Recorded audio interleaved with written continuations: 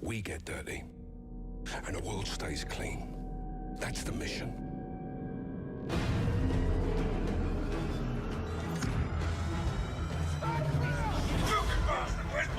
You can't know war unless you were fought arse over elbow in some shitbog full of traps.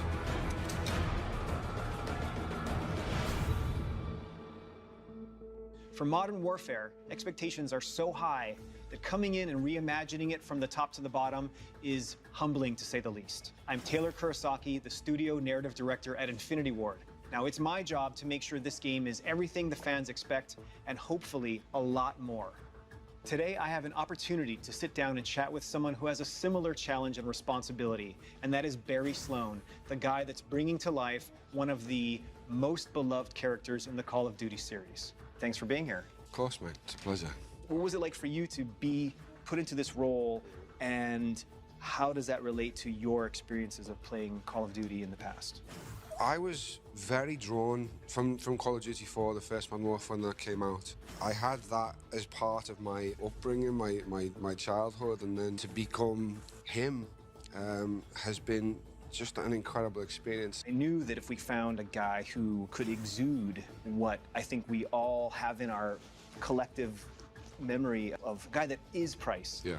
the ceiling would be way higher. And I think that's what we got with you. And obviously I wasn't aware because you weren't saying it was Captain Price. You were just saying, I can't remember the name on the audition, but it was Commander Sykes. Yeah. I knew in that moment, I felt like, okay, this is the guy. This is our Price.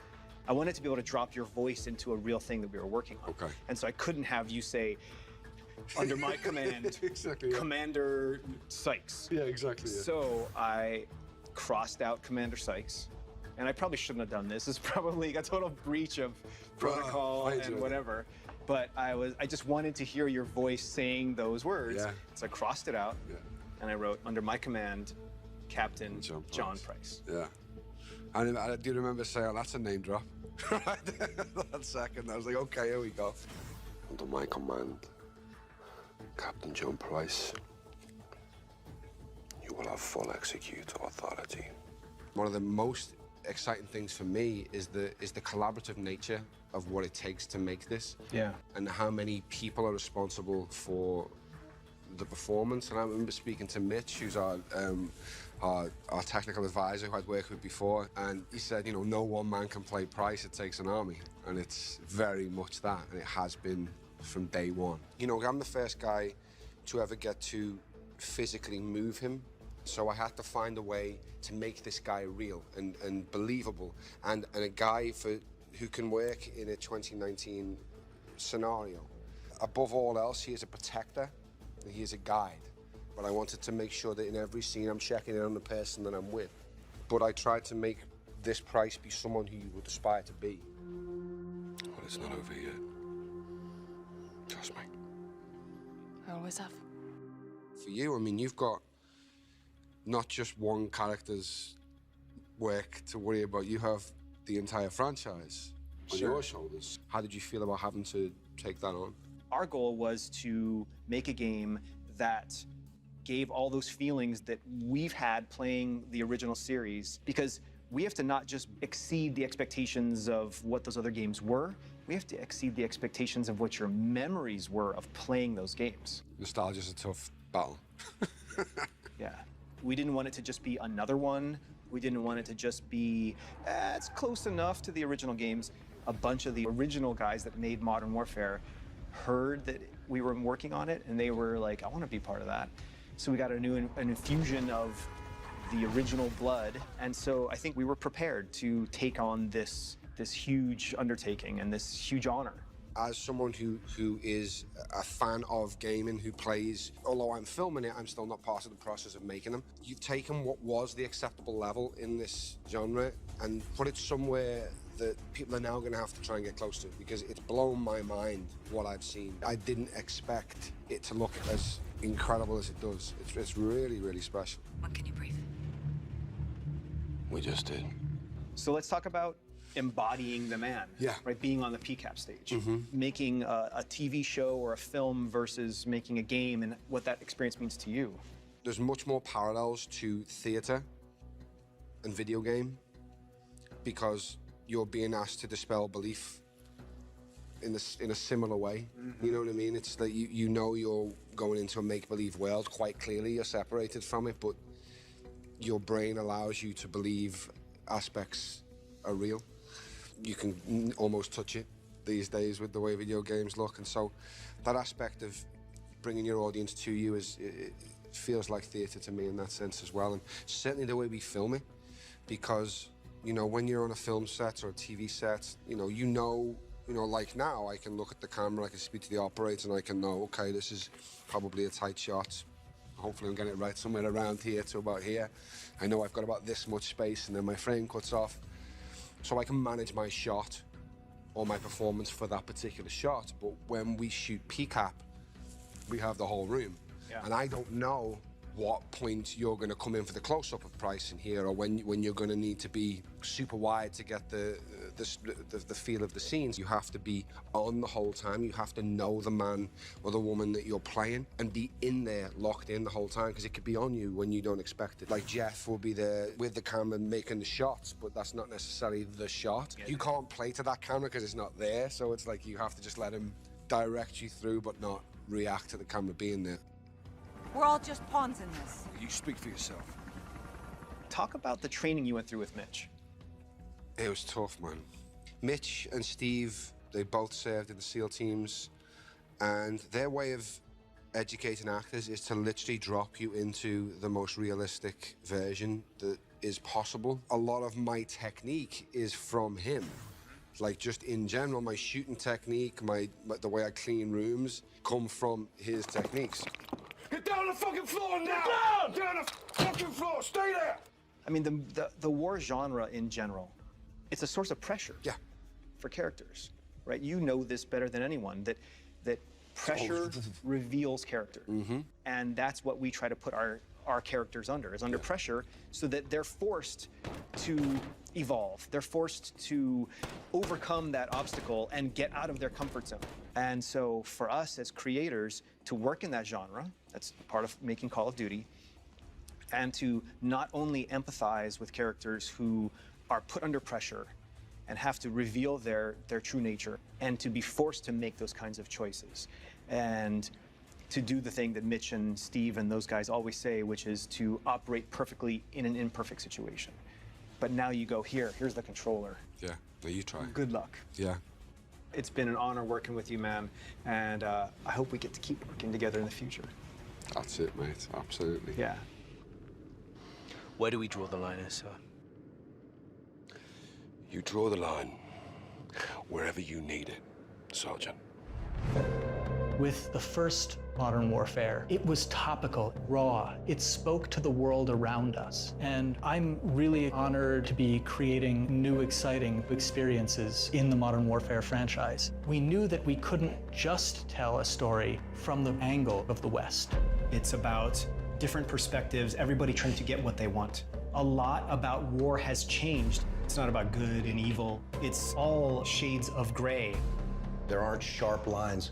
Everything is life and death, and there are consequences. We get dirty, and the world stays clean. That's the mission. To get those different perspectives, we had to work with different consultants. We're trying to merge the authenticity from the actual battlefield and give the player something that they can invest in. If you've never been there and experienced it, you really can't even wrap your head around it.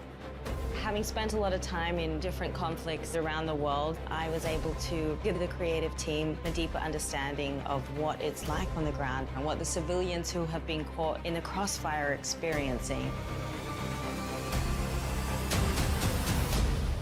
The invaders of my country have no regard for human life. The story is so beautifully rendered, and it's written with a lot of thought and care. It mirrors the world that we live in today.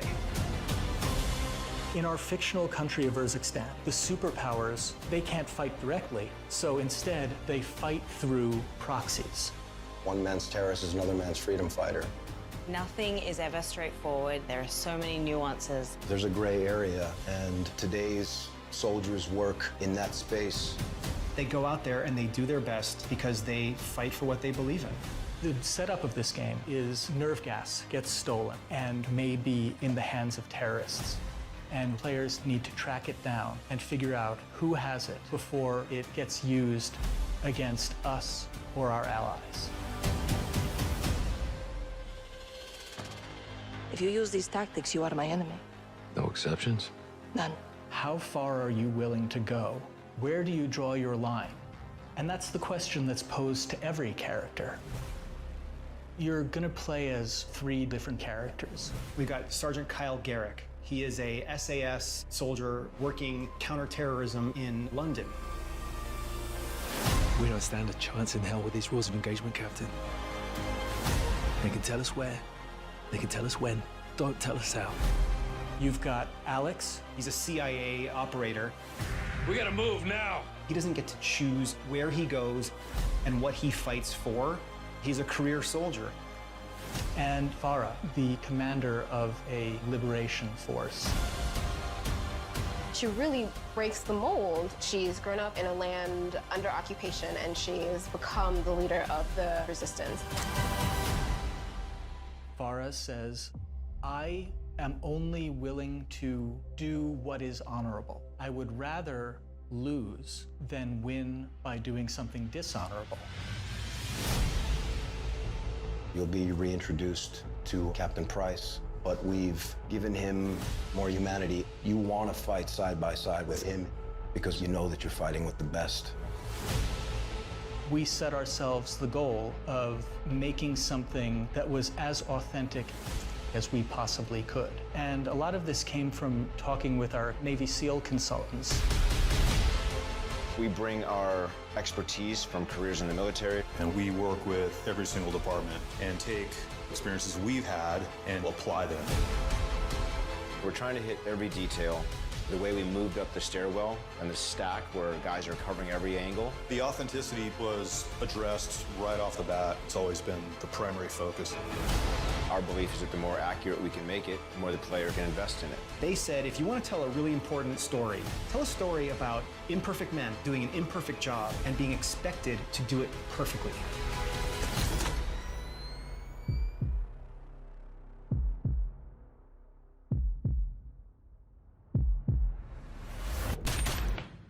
Secure.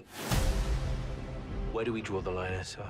You draw the line wherever you need it. Soldiers are in really difficult situations. You have to process that information and make those split-second decisions. We've worked very hard to give players freedom to choose how these encounters are going down.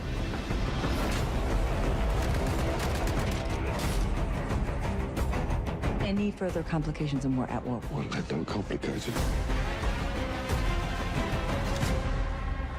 To shed light on a whole other side of warfare, it's a big responsibility.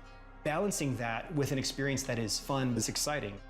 It's incredible to navigate through these situations and to really feel like you're part of it. If you stay, we can help you. But if you stay, you fight.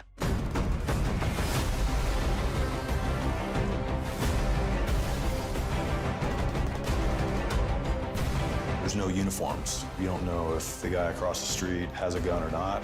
It's just as important to know when to pull the trigger as it is to know when not to pull the trigger.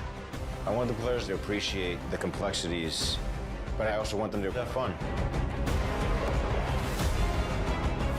We're always after this feeling of the controller disappearing out of your hands, feeling like I'm experiencing it from the perspective of the character.